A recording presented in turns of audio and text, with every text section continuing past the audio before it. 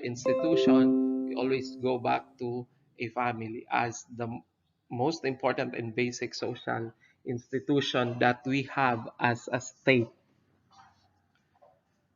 The next theory is social contract theory. Under the social contract theory, it asserts that the early states have been formed by deliberate and voluntarily compact, a voluntary compact. So, people form a society and then they organize a government for common good. So, social contract is voluntary. It means to say, out of the very nature. Good day, everyone. Welcome to our online lecture series. And this time we will continue our discussion on state. Previously, we discussed about state definition and its elements. And as a sort of review, we say that a state is a community of persons, more or less numerous, permanently occupying a definite portion of the territory, independent from outside or external control, and possessing a government wherein a great body of the inhabitants render habitual obedience. Out of the definition of what a state is, we get the four elements, which are people, or the inhabitants of the state, territory, or the place where the inhabitants live, government, and sovereignty. These four elements are very important because we cannot say that a certain state is a state absence of any of the four elements. So please bear in mind those elements and of course the definition, because out of the definition you can get the elements. This time we will continue our discussion on state, but it's more on origin, functions, and powers.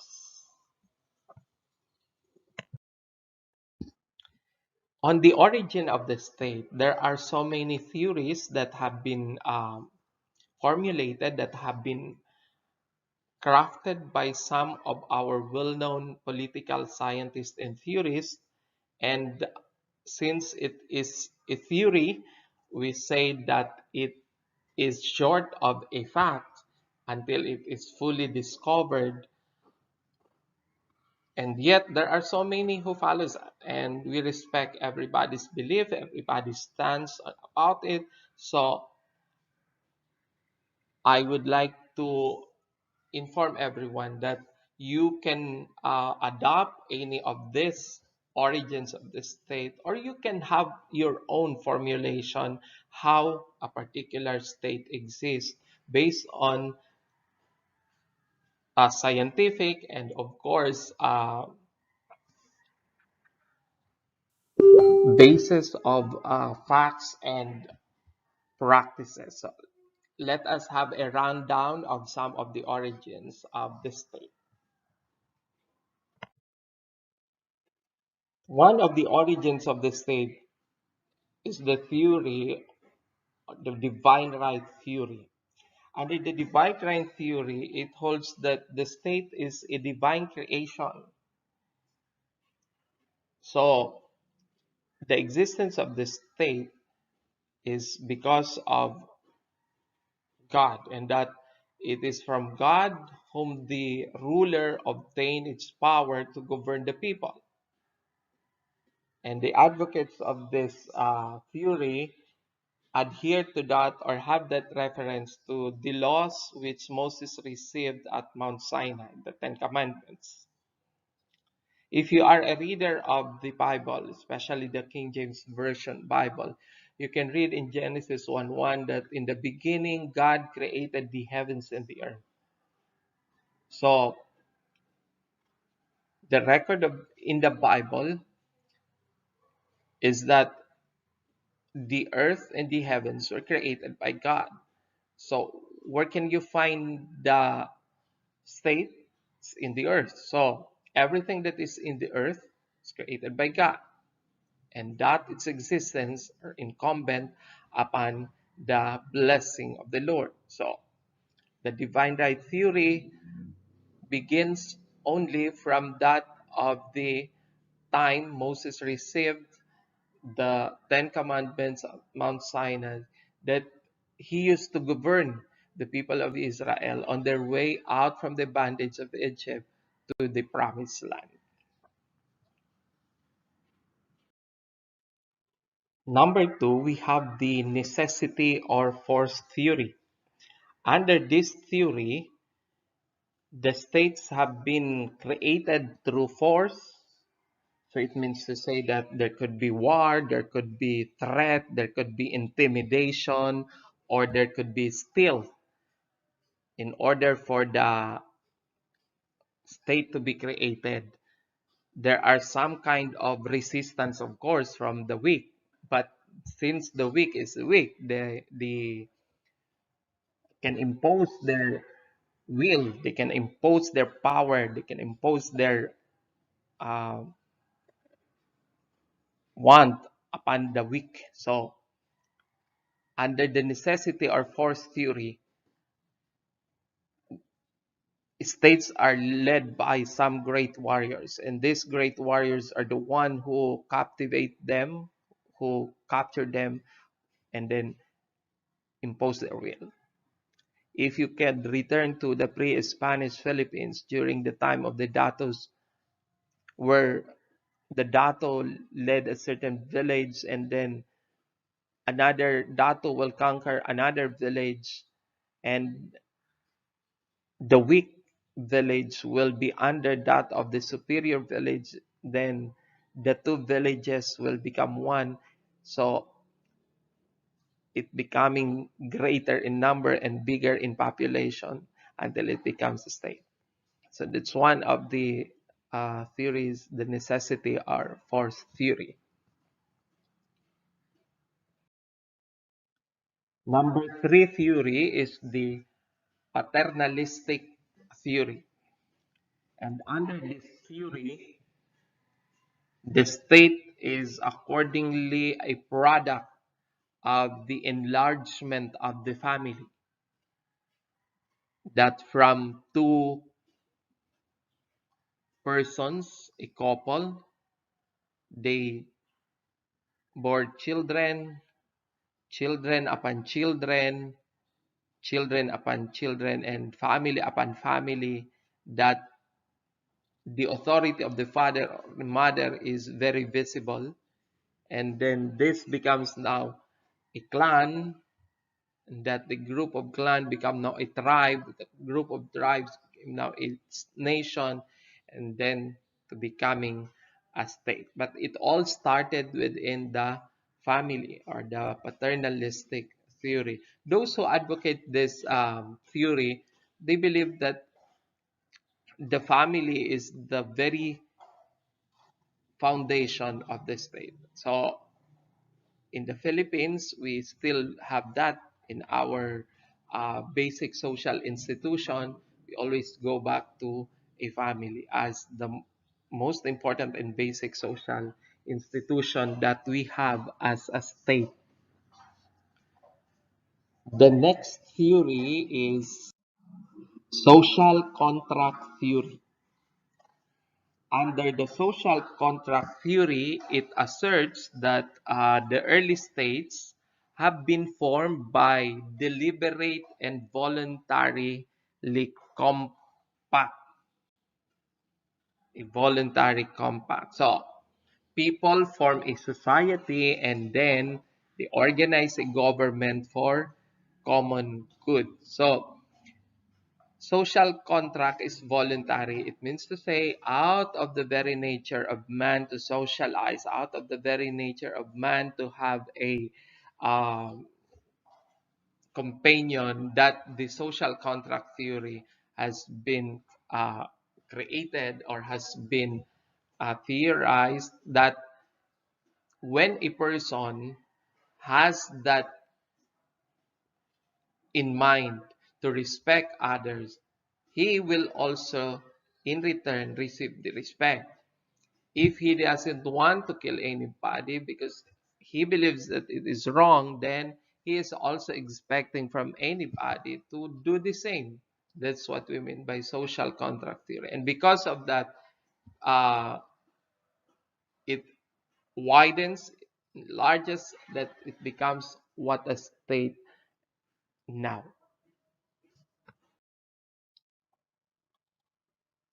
So that's all for the origins of the state. This time we will go to the functions of the state.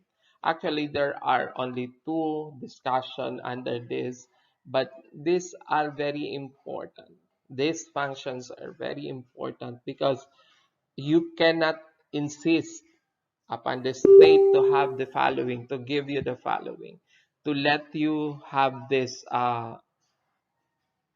things to do, or to let you have these things to happen without actually knowing where do the government, where do the state have to get this, or where do the state have to do this, have to make it. So let us look into the functions of the state. The first function is entitled a constituent function. When we say constituent function, this is where the state should do. This is where the state should be prioritizing, because this will make the state and its people more intimate in its sense. Constituent functions of the state constitute the band of society. It is compulsory or mandatory in nature. Why? Because a state cannot maintain its own operation, its own integrity, if the state will not work for this. Example, maintenance of peace and order, peace and security. How can you attain an improved society if there is always war, if there is always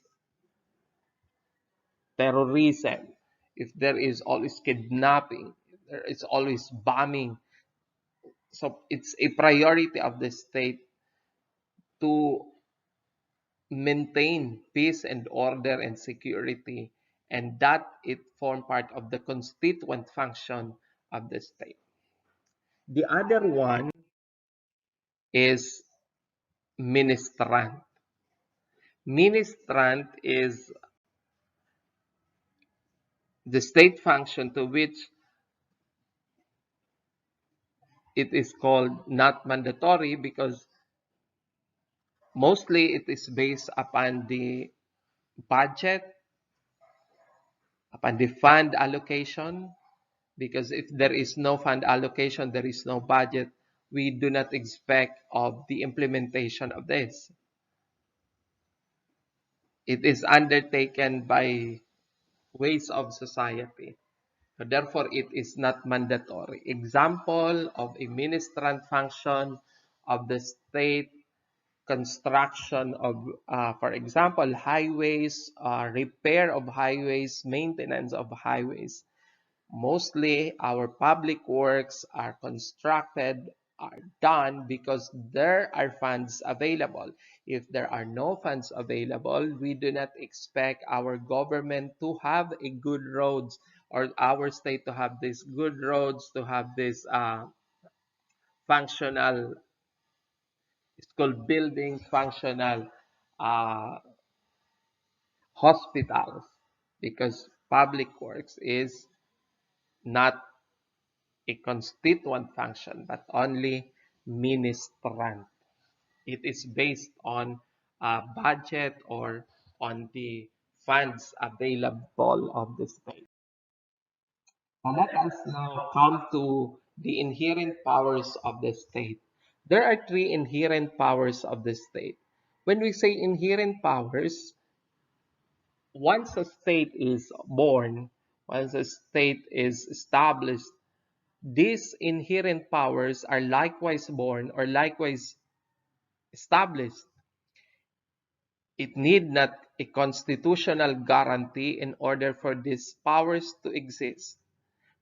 It can only be limited by the Constitution, But the Constitution cannot abolish these inherent powers because inherent, as the term denotes, is inherent, it is already there. So, the inherent powers of the state make a state more established, make a state functional, because these inherent powers of the state gives the state the power to create its own finances, the power to regulate its own people, the power to get what the private properties, what the private people has. So, inherent powers of the state will always be there as long as the state maintains and keeps its definition as a state.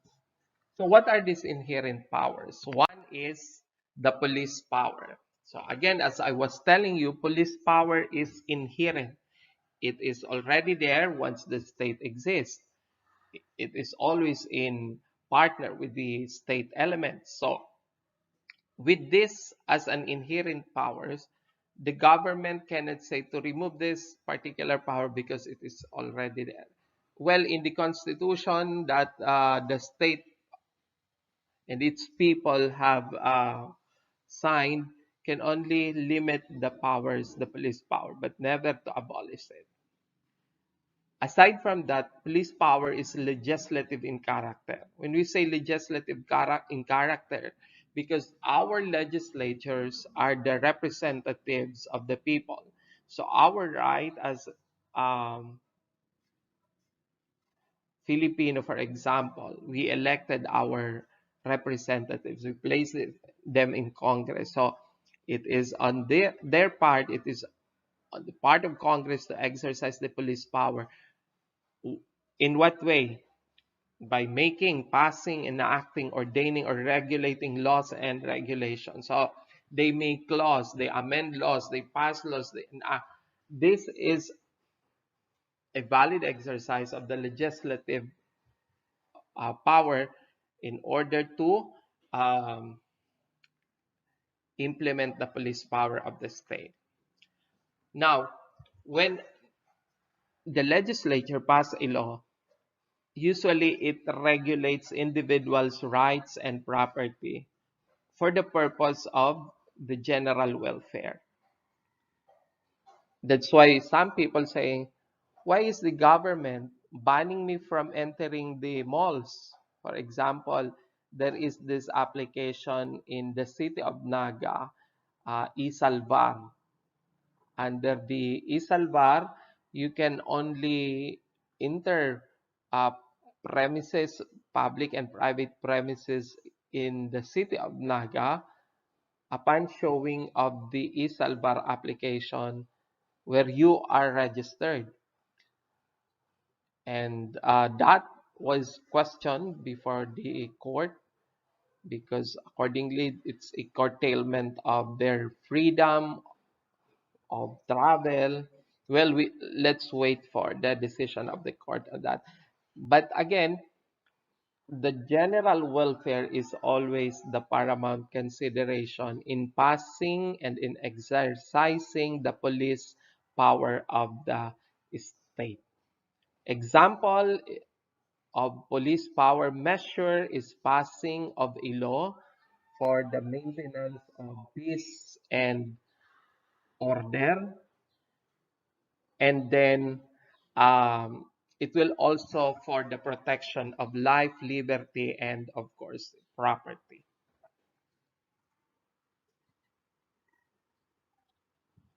And also, I would like to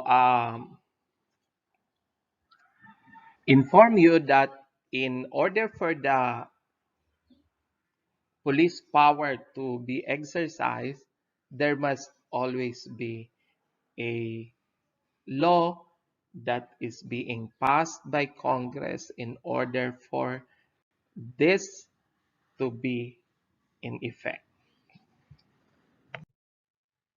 The second inherent power is the power of eminent domain or the power of expropriation.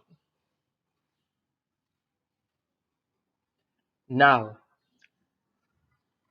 the power of expropriation is also an inherent power because it is exercised by the state even without the constitutional provisions, because as I was telling you, inherent from the moment the state is born, this power is also born. So it is also legislative in character in the sense that there must be a law passed by Congress for the exercise of this power. Commonly, in the exercise of the eminent domain, there is a possession or taking of a possession of private property. And that private property taken by the state will be used for public purpose. So once a private property is taken, once a private property is expropriated, the purpose of that is for public use, not for private purposes. And another thing to consider, once a private property is taken for public use, there must be payment of just compensation. The payment of just compensation is within the power of the court to determine, based of course on existing considerations like the place where the property is taken, the property classification, and of course the size of the property. So things to consider in the payment of just compensation. So it is not for free, it is for payment. When a private property is owned by a certain private individuals, expropriated, it just not be said thank you for your property, the government can now use it. No, it will not be like that. It has to undergo processes, it has to undergo certain stages of expropriation in order for the government to take it over. And the government cannot simply take that without, of course, paying the owner of its actual and of its use, which we call the payment of just compensation. The last among the inherent powers of the state is the power of taxation. Again, power of taxation is also an inherent power, and that it cannot be set aside by the Constitution.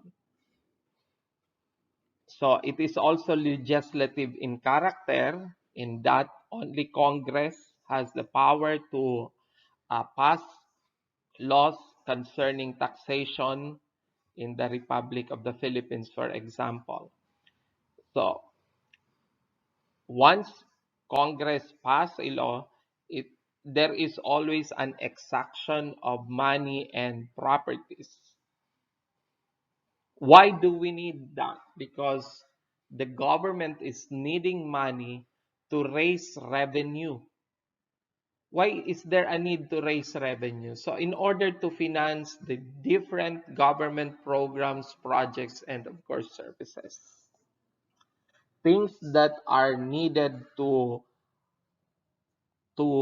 operate the government. Without this power of taxation, there will be no taxes to be collected. And we know that taxes are the lifeblood of the state.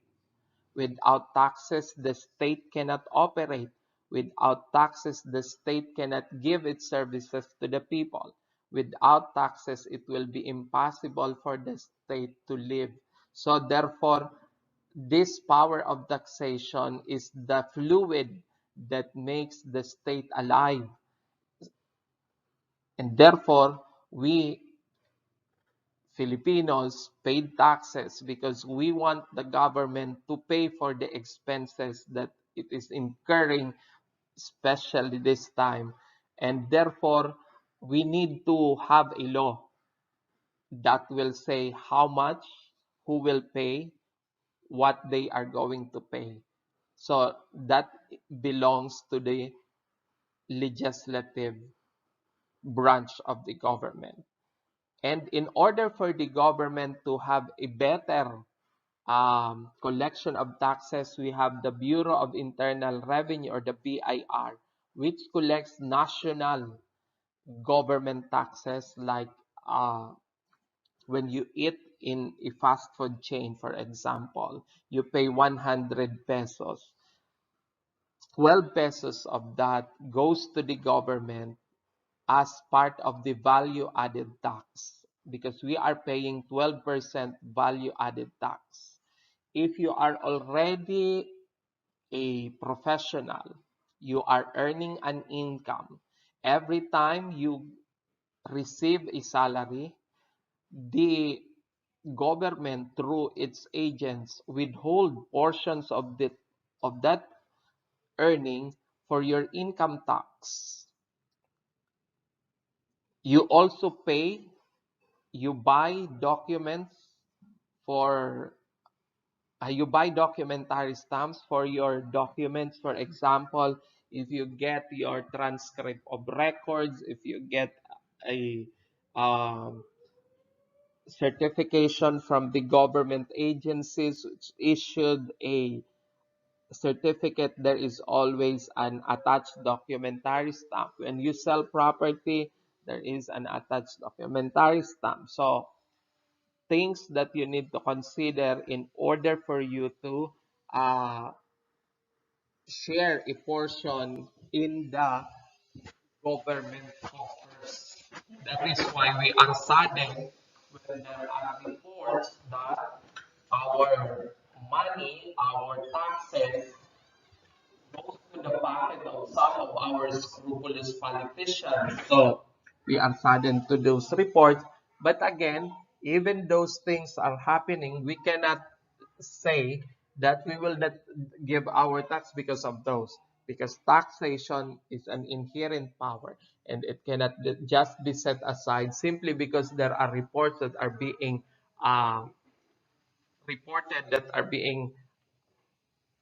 uh, that are happening. But let us just improve our system, especially on collection, and let us file cases against those unscrupulous people who are in hoodlum with other politicians and government officials. So I hope I was able to give you the input on the origin, functions, and powers of the state. We will continue more our discussions on this in the next days to come. Thank you very much and good day.